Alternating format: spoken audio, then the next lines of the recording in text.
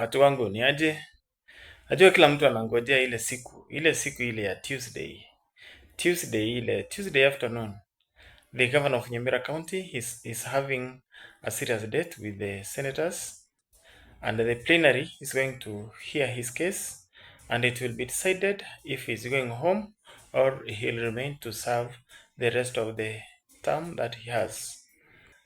Nilikuwa ninachunguza ile defense ambayo wakili wake alitoa, na niliona ni kama if indeed anaweza argue kesi yake vizuri, anaweza okoa governor, lakini najua mambo si mazuri. But ni Mungu mbele kwa Amos.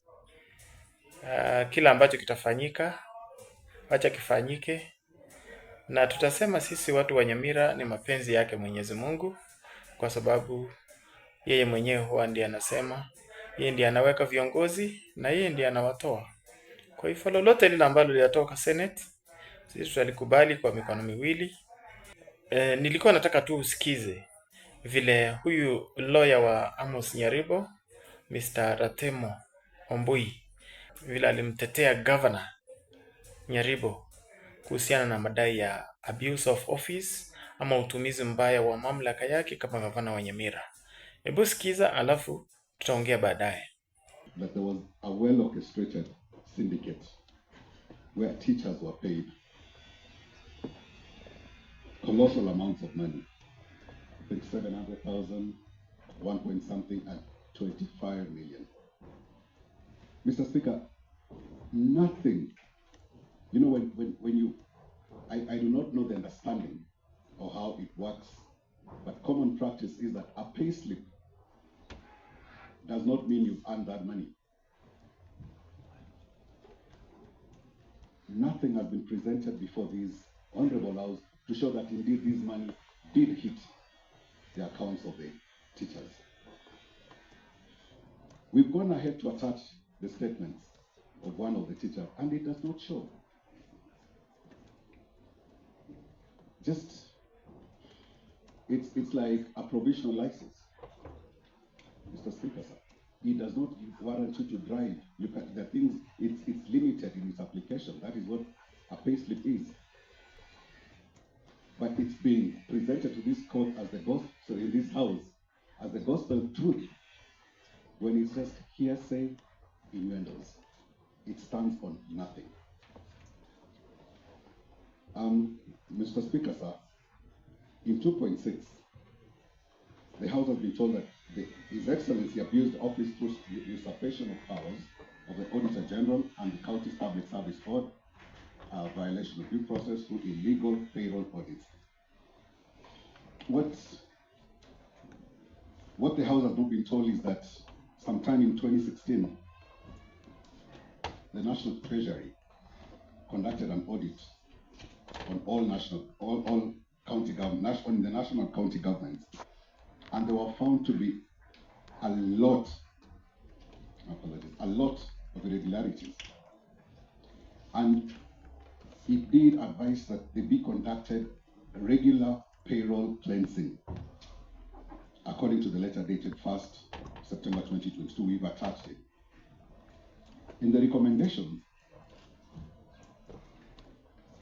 some of these, Mr. Speaker, some of these anomalies uncovered by these audits are anomalies by one person who's been vested or given the power to be the payroll manager, one Douglas Osoro Meta, where interestingly he proceeds to alter, I'm referring to 14, Annex 14A and 14B, he proceeds to alter the payroll and add people who are not working in the county to the payroll. Mr. Speaker, how then can the actions of one Douglas Osoro Meta be put on the doorstep of the government? It's in our report. Mr. Speaker, kindly protect me. It's in our report. It's in our response that this person did interfere with the payroll, and as a result, several organizations have lost money. because he did give out fake accreditations to people who are not county staff or county officers. As a result of this, the county did ask for technical support from the national government to capacity build at the Human Resource Department and payroll officers. The request was submitted by a letter dated CAN 2.218, it's there, and it is supported by the Constitution Article 6, subsection 2 of the Constitution, saying the governments at the national and county levels are distinct and interdependent and shall conduct their mutual relations on the basis of consultation and cooperation. I mean, it's in the Constitution. That, how is it the undoing of the government? Lastly, Mr. Speaker, sir, 2.7 talks about abuse of office by purporting to suspend the secretary to the Public Service Board. Mr. Speaker, we saw a letter in the motion, one of the attachments, and under section 58(5)(b) of the county government, the removal of a board member is a function of the county assembly or the governor. The governor did not suspend or purport to exercise these powers of removal. Our client, His Excellency the Governor, tells us he has never seen that letter. It did not come from his office. And I'd like to point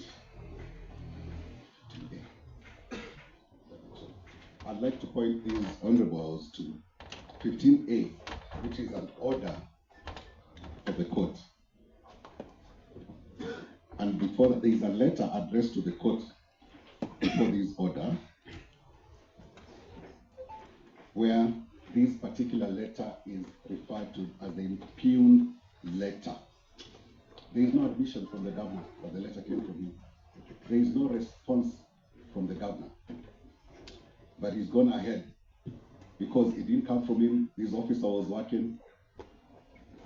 But the move of the motion found it that indeed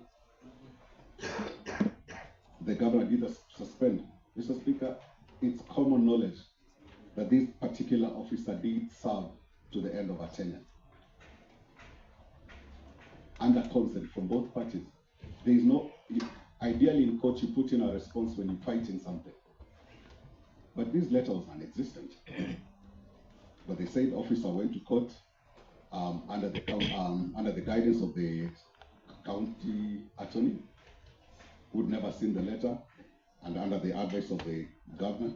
The governor said, I've not stopped this particular officer from working. So how then does a matter that has been concluded by court and found to not touch on the governor later on come before this assembly as an undoing or the undoing of the governor? I wish we had more time. There's an issue we would have addressed, but I would like to echo. Unfortunately, Mr. Speaker, sir, the mover I thought he was sleeping. And unfortunately, there are things I agree with him. The move of the motion says the people of Nyamira deserve a leader that respects the law. That is the current governor. He's not been tried or and found wanting. We may have feelings, but again, as we started, we said this is a house of law. It's not a house of feelings. If everybody was to apply their feelings, maybe I'd have the highest feelings. Maybe the chief would have his highest feelings, yes. But this is a house of the law. We are constrained under the law. From the foregoing, the governor has been able to demonstrate from all grounds set in this motion to seek to impeach him that they lack legal basis and acumen as enshrined under Article 18(1) of the Constitution of Kenya. The governor has demonstrated, not in detail as we would have, but we've submitted the document which is in detail, that he neither in any way grossly violated the Constitution nor abused the office. Thank you. I'm finishing. It's my last paragraph, Mr. Speaker. Thank you. Can I finish? Yeah. If I may bring it to the attention of the House, which is common knowledge, this is the third time an impeachment motion is being moved against the government. That notwithstanding, it's just a corner in the road, not the end of the road. The governor has diligently discharged his duties to the great county of Nyamira. He served his constituents selflessly. There is no constituent of Nyamira who's ever moved to impeach the governor, save for one who's vested with office. The governor has worked selflessly to ensure that the constituents of Nyamira fully enjoy the fruits of devolution. Mr. Speaker, the definition of gross violation laid out in paragraph 233(2), it says it's not every violation or breach of the Constitution that is or can lead to the removal of a government. Not every. When you look at this, it's under those not every. They cannot lead to the removal of the governor. Usingojee senators wakuje kuamua kesi ambayo hata wewe mwenyewe unaweza amua, japo kwa uwezo mdogo wa kumuokoa gavana Nyaribo. Sasa kitu ambacho ningependa kukuuliza wewe, vile unaona, nataka tupige kura. Kuna ukweli katika mambo yale ambayo wakili Ratemo ametetea gavana. Wewe unaona nini? Unaonaje? Hebu niambie in a scale of 10. Hapo kwa comments weka tu kama unakubaliana kwamba governor alifanya yale maneno ama hakufanya, in a scale of 10. Kama hakufanya kabisa weke 1. Kama amefanya kidogo 2, 3, 4, 5, 6, 7, 8, 9 mpaka 10. 10 inamaanisha he is guilty and guilty and guilty as charged.